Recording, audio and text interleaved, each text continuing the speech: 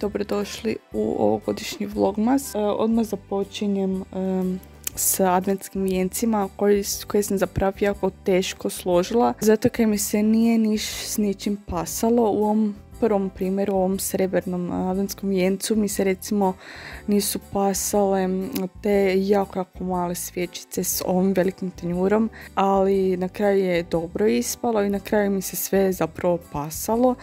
Koristila sam opet neke stvari od prijašnjih godina, koristila sam neke nove stvari kao što je ova glava soba, to jest jelena. Kad se tiče drugog adventskog, tu mi se apsolutno s ničim nije pasalo, ni svijeće po stilu, ni po boji, ni po veličini s tom tacom, odnosno tim tanjurama. Na kraju je ispalo i bolje nego kaj sam mislila i puno mi se više sviđa nego prvi adventski.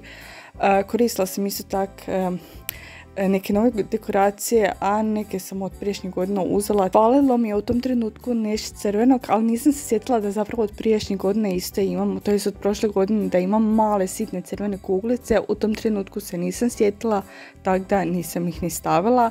I stavila sam ove drvene zvjezdice koje su baš dale neki svoj touch, tako da eto tak izgleda.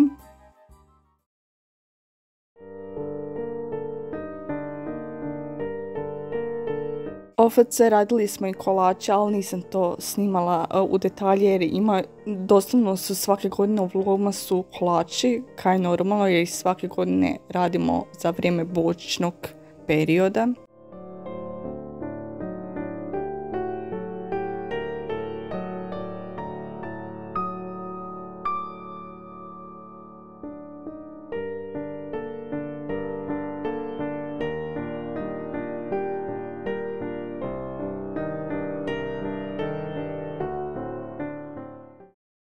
Ovo su svi ukrasi za ovaj Božić. Nažalost, moglo biti više.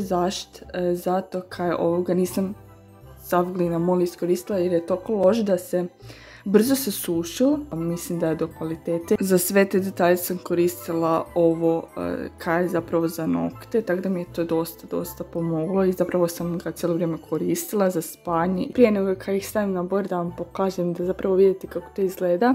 Dosta je to sve skupa teško i nadam se da ne bude popadalo, makar je zalijepljeno s vrućim ljepilom na ovo, mislim, na ove trakice za objesiti. Prije 2 godine sam radila isto s glinamolom, ali sasvim nešto drugo i sasvim neka druga izvedba, ne.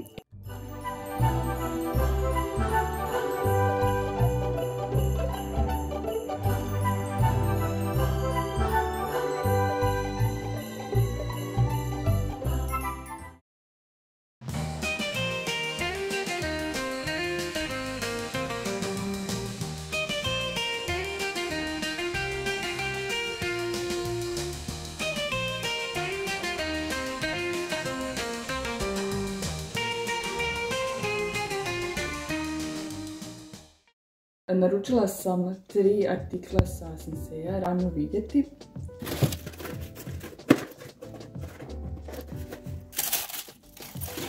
Ok, tu je čaša sa medvjedićem, dakle kad se natoči onda bude oblik medvjedića. Dakle, šalica broj 1, a ima ove šokice koje se kao mogu... I treća šalica, duga šalica po meni najljepša. Radi se o ovoj šalici, baš je divna, dakle sobić. I ova je fakat najljepša od ove dvije. Iskreno ovo baš nije kvalitetno, to se vidi i po tome. Nije baš debelo staklo i ne znam kaj je to za materijal, mislim da čak i nije staklo.